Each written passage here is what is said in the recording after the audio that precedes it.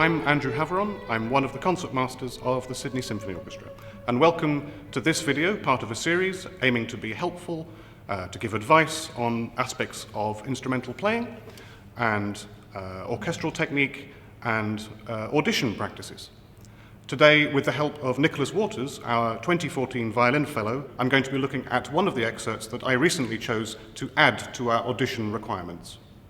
So now I'd like to invite Nicholas to join me to help me explore this beautiful excerpt. Hi, how you doing? Hi. Take it away.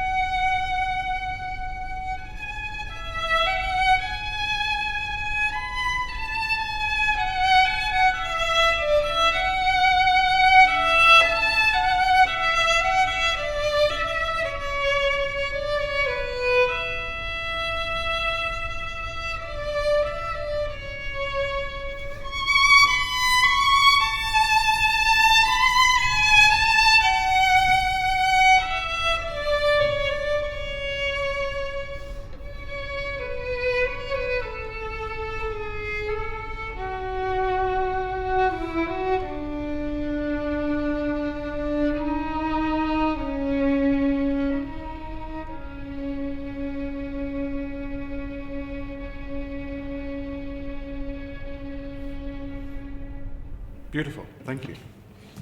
So before we begin, let me ask you a couple of questions. Do you know who wrote the bowing that Rachmaninoff has printed in this part, for these pieces? He actually asked his friend Fritz Kreisler to edit the violin part, or all of the string parts for these dances. Right. And Kreisler was the first one who started to use vibrato on every note. And he, of course, played sonatas with Rachmaninoff together, so Rachmaninoff was very used to that sound, which was quite new in terms of the history of our instrument. So today I want to look at continuous vibrato, and also the connection that vibrato, which is obviously the domain of our left hand, and the effect that it has on our right hand, which is a rather odd effect that it has, and why the two are connected, obviously, via our brain, and what is it that our brain is telling our right hand to do whilst we're concentrating on vibrato. So just for me, play the opening of this excerpt, and I'll start to annoy you and pick out certain things that I want to be different.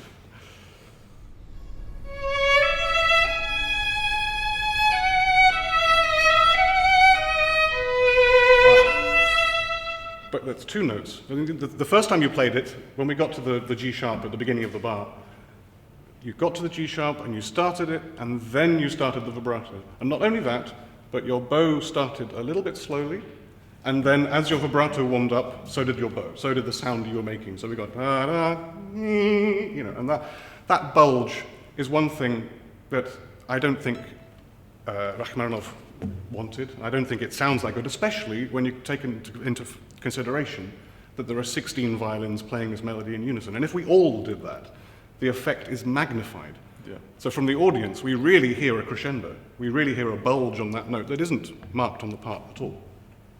So let's see, start again, and when you get to that G sharp, really try and think that the bow is going to go at a certain speed and it's not going to change.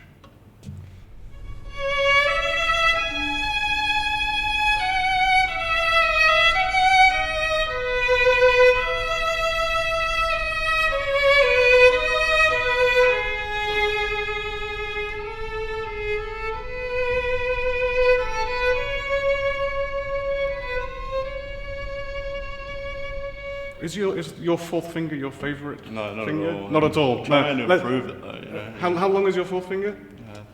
Compared to your third finger? Yeah, it's pretty short. I mean, you've got very long middle fingers. Mine is, I've got a short fourth finger as well. Yeah. I try and avoid using that finger for any notes that are that I feel need to be the most expressive notes going. Because when we talk about vibrato, the longer your finger is, by which I mean the longer you reach for a note, the better the vibrato sounds. If you're quite on top of it, the vibrato is quite narrow, and we can't. It doesn't affect the note in the most pleasing manner. And with my fourth finger, I don't feel it's a very effective vibrato, but it's just slightly fatter, slightly longer, and it's just a nicer tone for me. So I wouldn't even think about playing that note with my fourth finger. Many people have lovely fourth fingers that work properly. Unfortunately, mine doesn't. So.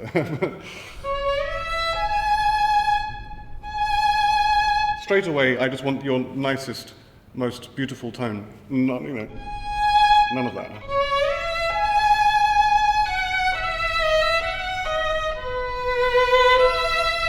And there we have a crescendo. One beat up from this B. And so far, when you've been playing it, I hear two crescendos. Yeah. Because the E doesn't connect to the B. You stop the bow, it stops moving. And it's a habit that many people have, of just checking the note out before you start playing it. We listen, that's okay, and then we get into the note. But we want the phrase to continue. And that with that kind of bulging, it stops. Let's try once more from the beginning.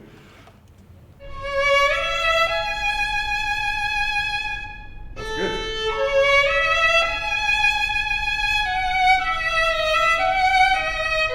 Okay, I'm going to be really, really picky now, and let's look at this in really small detail. Yeah. So the first two notes, the upbeats,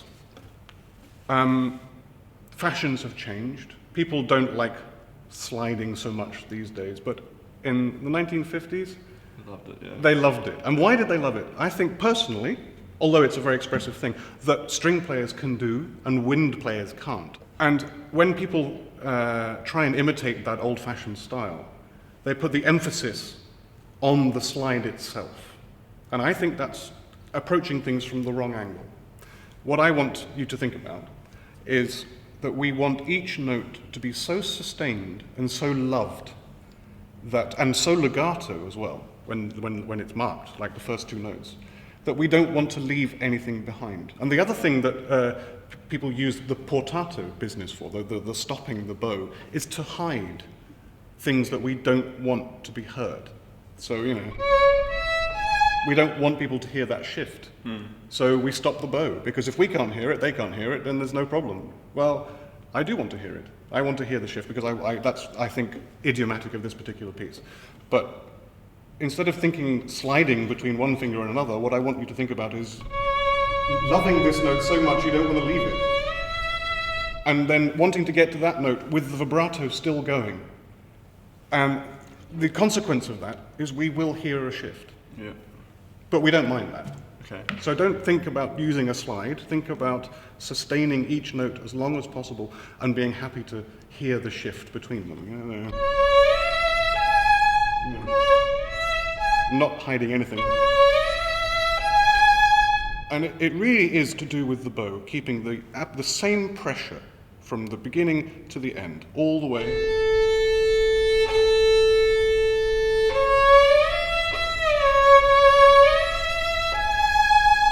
So there's no fluctuation in the pressure that your first finger is putting on the stick, and it's absolutely even. Just try it for me, so that we really separate the two things. The bow is staying at the same speed with the same pressure, and your left hand is doing something independent.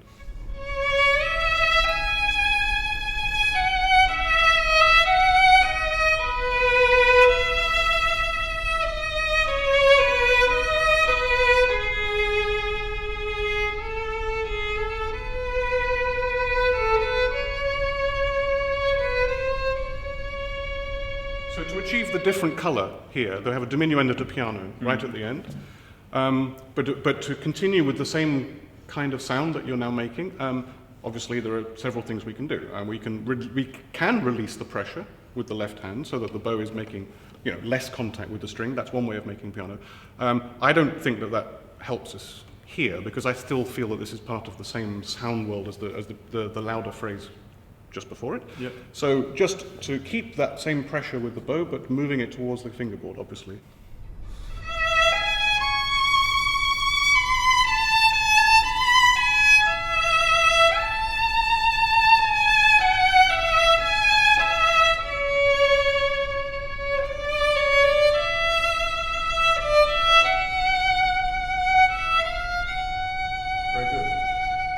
Only one place did I feel that you weren't in control of every aspect of your playing, and by which I mean just keeping the volume level at where you want it to be. Constant sound. At a constant sound that is obviously controlled by the dynamics that are on the page, not by some technical thing that we don't think about or we don't know that we're doing. And it was here.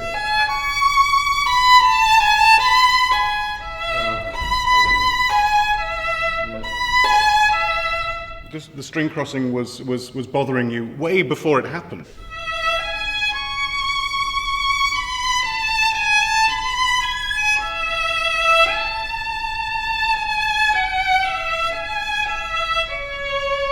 Now mezzo forte, and only now diminuendo. And now the loudest.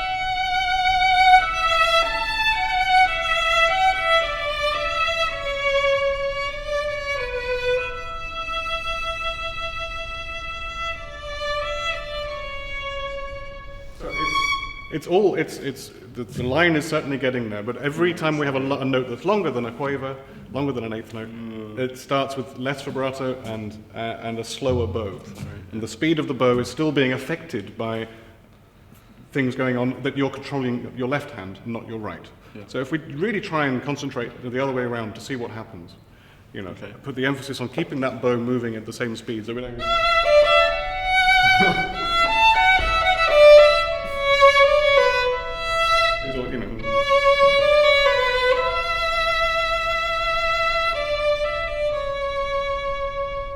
So we're really here constantly listening to the output of the melody, the volume that we're creating, and that we don't have any sudden bulges in it. And so that when we crescendo, it's definitely, everything is at that volume, and then we control every aspect of our playing down through the diminuendo, and nothing is left to chance.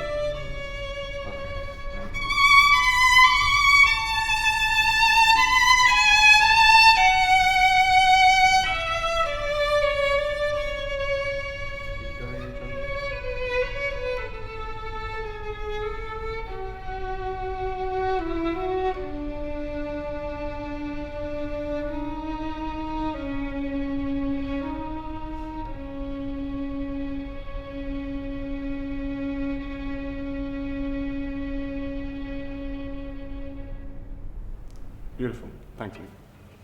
Thank you.